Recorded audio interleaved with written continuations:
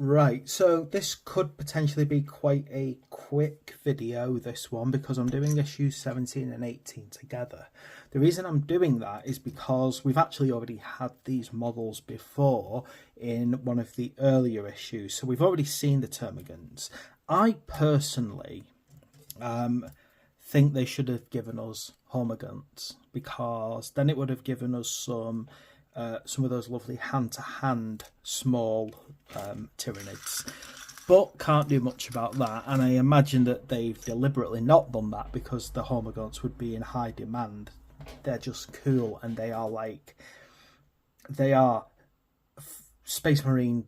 Basically, they're good at prizing open Space Marines. Last time I remember using them anyway. So we'll have a look first, just quickly at issue 17.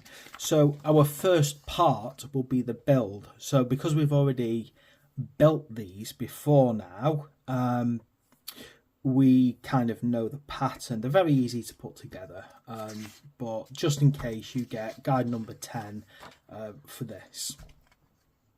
What we do have, however, is, a little bit of lore going on. So we've got our life in the Imperium.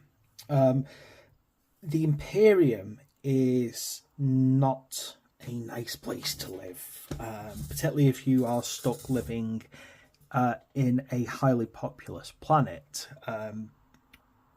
If you live on an agri-world, there's a very good chance that actually you're going to be quite safe for the most part, because as much as everyone needs food, quite a lot of agri-worlds, they're not as heavily populated, and therefore frequently will not come across as a major target. On top of that, I imagine that hive worlds in particular have ways of recycling waste into food, whether or not that be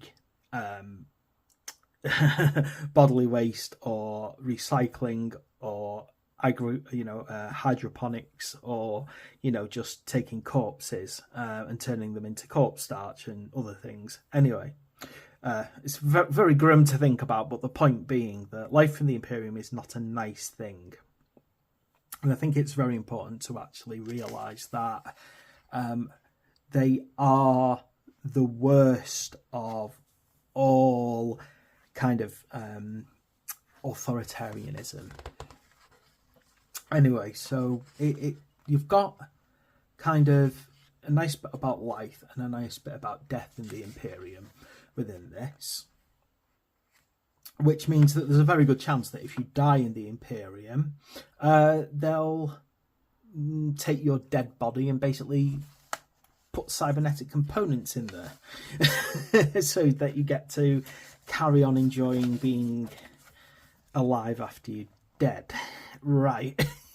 So first founding chapters, again, the idea that although Space Marines in 40k are all chapter based, there are the first name chapters who take their name from the legions. So the first legion was the Dark Angels, and as we can see here, we've very clearly got this kind of knightly order thing going on with the Dark Angels that I absolutely love. Okay, and a little bit more about the different chapters that you might come across. In fact, I don't know why, but this is, I remember something like this being in a previous issue, but it was about different chapters, whereas these here are very clearly the 9 loyalist legions, but the first 9 loyalist legions who are different to the 9 traitor legions. There's technically 20 original legions of Space Marines, however 2 of them disappeared, and there's a lot of kind of what ifs behind what happened to them, why were they expunged, and so on. Okay, I like the idea of showing different hive fleets. Kronos, Hive Fleet Kronos. I am so tempted at some point, because we've got so many extra of these. I think I really want to do Hive Fleet Kronos as an alternative Hive fleet at some point, because I'm doing my blue and grey colour scheme, but I get very bored very easily doing the same thing over and over. So I think I might need to potentially do Kronos, which, yeah, a chaos, a demon fighting Hive fleet. Okay. There's lots of reading in this one. It's great, actually. There's so much to read up on. I'm really pleased with the amount of reading to do, and things to learn. Okay, and then we've got our kind of, next scenarios, loads of objectives, taking out the psychophage and things like that. So, and the battles are getting bigger, as you can see. The little, they're going from short skirmishes into actually quite heavy hitting fights. Now, this is interesting because it's telling us what's about to come up. Now, what we have here, by the look of it, is the Eldari. I think that's how you say it. People like myself call them the Eldar because that's, what we used to call them. And look, do you know what? They've got some amazing ones here. Farseers, Wraith Lords. We've got Guardians, and we've got the jet bikes. Jet bikes are so cool with the Eldar.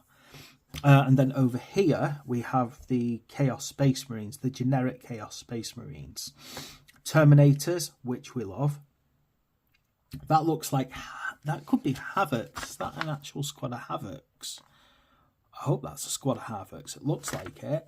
A regular unit of Chaos Space Marines and a Hellbrute, which is basically a dreadnought for the Chaos, but demon possessed. Okay, and we've got obviously now issue number 18. So again, the paint guide is the same as last time.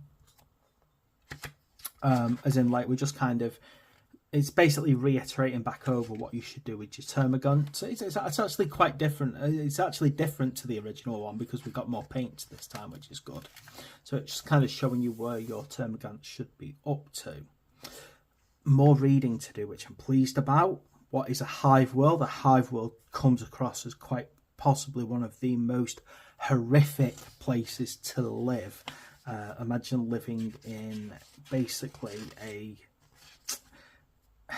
a massive skyscraper, basically, where everything is self-contained, and the outside of that is so polluted that nothing can really thrive. Oh, Necromunda! Yeah, Necromunda. That is a Necromunda ganger. Necromunda is a cool game. If you like gang warfare, Necromunda, fighting gang warfare in the hives. I really recommend you play a game of it, if nothing else. Again, a bit about Death Worlds, the concept of a successor chapter. Oh gosh, the Shadow in the Warp. Oh, that's about the psychic presence of the hive mind. Oh, that's cool. That's nice as well. What is that thing? What is that? I don't recall knowing what that one is.